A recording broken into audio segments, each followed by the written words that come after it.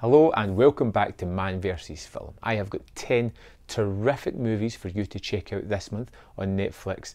So let's just get straight into number 10. Number 5. When podcaster Wallace travels to Canada to interview someone, he winds up meeting a strange man named Howe, who has many stories to tell about his past life during his interview. Wallace wakes up the next day finding out Howe isn't the person he thought he was. Howell has plans to surgically and mentally turn Wallace into a walrus. Directed by Kevin Smith, a man whose movies I really did enjoy when I was younger, but recently have kind of fallen away from. This is definitely a weird and strange kind of movie. You get two terrific performances from Justin Long and in particular Michael Parks, who is always an actor that I love to watch. I've went back to this movie a couple of times and it's never one that I truly connect with, but I do love Park's performance and it's something that drives the movie forward. If you're looking for a movie that breaks conventions and is really rather weird with a unconventional ending, Tusk is the movie that might just tick some of the boxes for you. Number 9. The Trust. Walters and Stone are two nobody police officers who work in the evidence room of the Las Vegas Police Department. When Stone discovers an unusually high bail receipt in connection to a drug bust, the two friends set in motion a plan to find the source for the money. Now, this is a really strange partnership of Elijah Wood and Nicolas Cage, two actors that I genuinely like, who do have that reputation of being extremely weird within their movies, and together they really do create a strange tone within this film. A movie that is really weird and off-putting, but at the same time captivating and enjoyable. These two police officers hatch a plan for a big payday. You have one who starts to revel in this world, and you have one who's a little bit shocked by some of the antics and how it's going to play out. It's primarily these two guys in a room for, I'd say, 2/3 of the movie, trying to get to a safe of sorts, and it's just their interactions which are wonderful and so fun, and it's a movie that plays out in ways I didn't expect it to play out in. Altogether, a pretty terrific film. Number 8. Ghost Ship.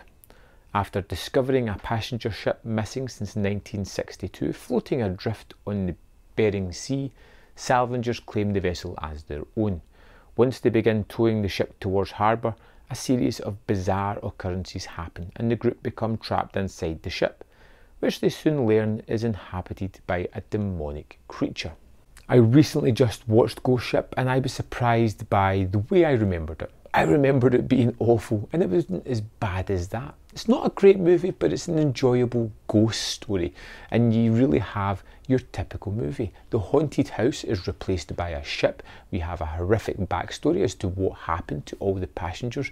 We have our group of soon-to-be victims involving 6 or 7 salvagers and how they are driven to... I don't want to go into that because it's going to spoil a bit of the plot for you. We get some great performances here from Julian Margolis and Gabriel Byrne especially, and it's a fun little mystery horror film. Like I said, it doesn't really get to greatness, but it isn't as bad as I remembered. I had a lot of fun with the special effects, especially the opening scene, which I thought was really rather disgusting and entertaining for people that like their gore. That opening scene is pretty fantastic, or horrific if you're not into that type of thing. It's a movie that I feel deserves to be rediscovered. It's worth giving another chance. You may just enjoy it. Number 7. Observe and Report. Ronnie Barnhart lives with his alcoholic mother. He's a chief security guard at the Forest Ridge Mall, where he's in love with Brandy, a cosmetic sales clerk, and gets a free coffee each day from Nell, a cheery clerk in the food court. A flasher haunts the Mail's parking lot, and at night thefts occur. Ronnie's intent on catching the criminals but has no investigative skills, is disillusioned about his abilities and makes mad accusations. Observe and Report is one of those movies that I can never make up my mind whether I like it or I hate it. Each time I watch it I find new things I really appreciate and things that just put me in the back step. You know, it's a strange main character we have here who is involved with many strange things throughout the film, but it's the weird tone that keeps driving me back to this movie, that keeps forcing me to reevaluate it and wonder, do I like it? Do I not? Why? Seth Rogen's performance as Ronnie is terrific. We get a host of other terrific actors as well. We get some really strange scenes. It's all about the oddness and the weirdness and the strange atmosphere that the movie creates. It has moments that are just laugh out loud funny and other moments that are just downright horrifying as well. But I'd love to know, observe and report, is this a movie that you've seen? Do you love it? Do you hate it? Why? Let me know in the comment box below. I'm still trying to evaluate this one myself. Number 6, Friday the 13th. A group of young adults set up a tent near an abandoned summer camp where a series of gruesome murders are said to have taken place back in 1980. The perpetrator was a grieving mother driven insane by the drowning of her child Jason, whom she believed was neglected by the camp counsellors. As legend has it, the last survivor of the attacks beheaded the women, but then Jason came back, and now he's a vengeful killer wielding crossbows, swords, axes and other sharp instruments. Friday the 13th was kind of written off by a lot of the horror fans. It is pretty much a remake of the first 3 Friday the 13th movies put together, but that's not a bad thing.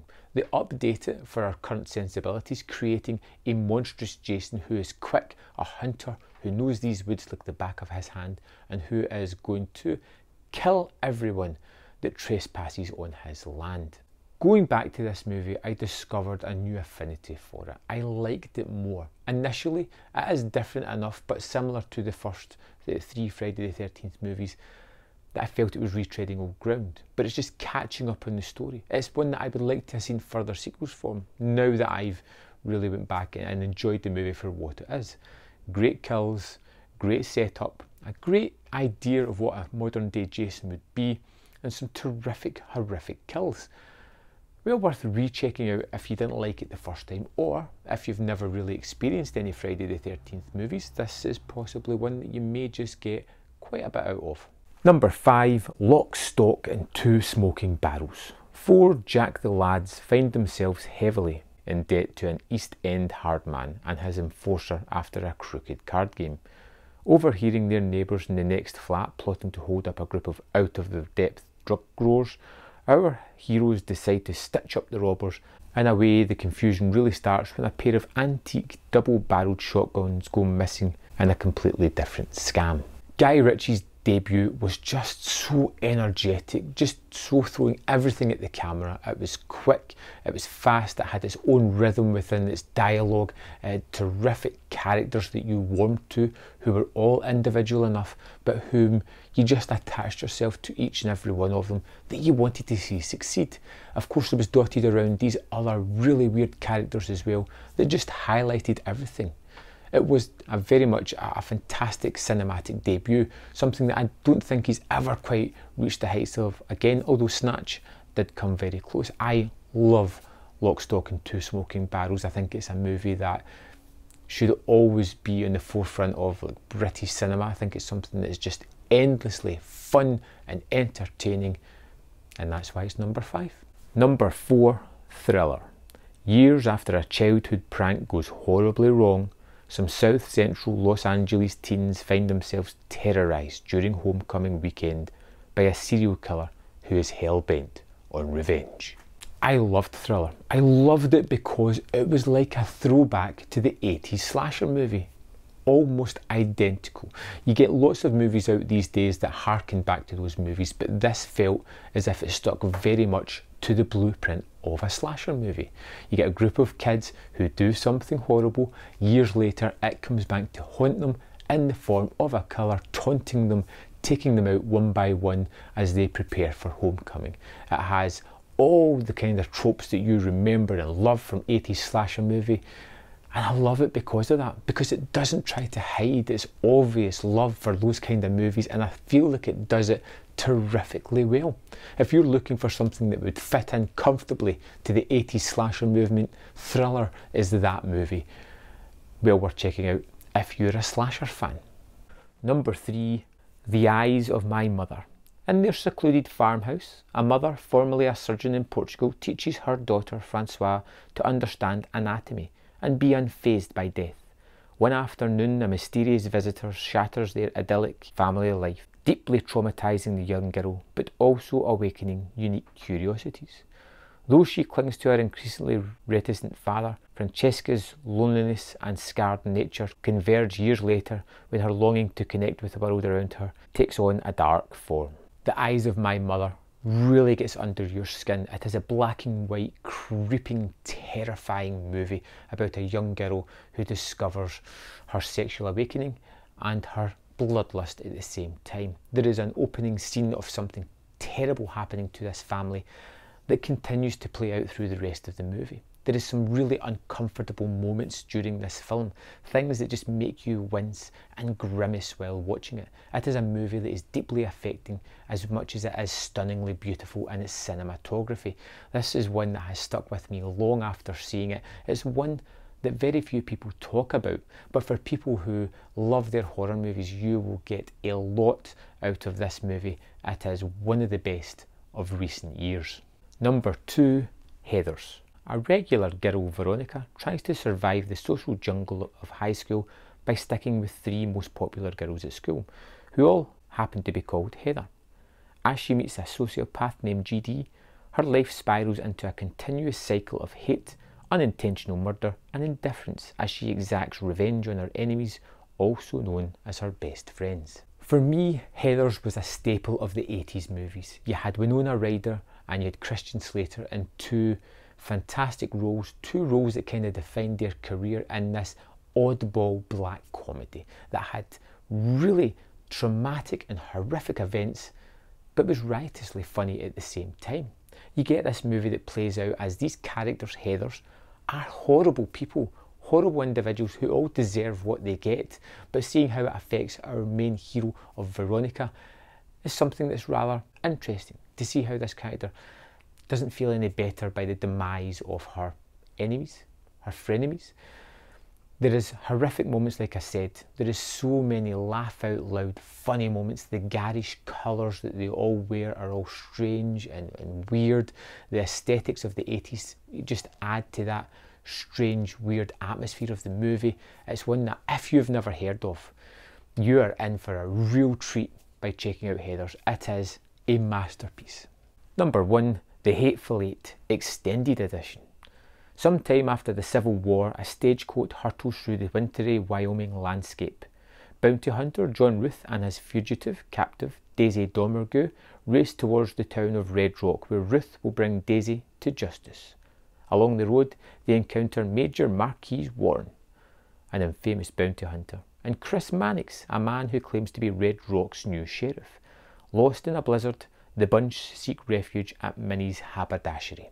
I love The Hateful Eight. It's one of Tarantino's most divisive movies. People seem to really like it, or they just were lukewarm on it, didn't like it at all. I thought it was fantastic. I managed to see the full uncut version in the cinemas, and now Netflix are bringing us the full extended edition at home. This is a movie that lasts over 3 hours, but it is worth it, as it slowly drip feeds you this delightful dialogue as we learn all about the characters, as we learn all their nuances and what they're really up to. It's a movie that just adds so much to it. It's one that you can just put on and just fade away into the conversations. Get lost within these people's conversations as they talk about the mundanities or about their actual life. It's funny, it's violent, it is terrific, and one of Tarantino's best movies. So there we have it. Hopefully you will find a movie in there that sparks a little bit of interest, makes you want to go and check it out, or maybe something that you hadn't thought about in years that you really want to go and watch again. I'd love to know if there's any recommendations you have, or if there's something that I've missed off my list. Let me know in the comment box below. And remember to like and subscribe if you haven't already done so, and I will see you next time on Man vs Film.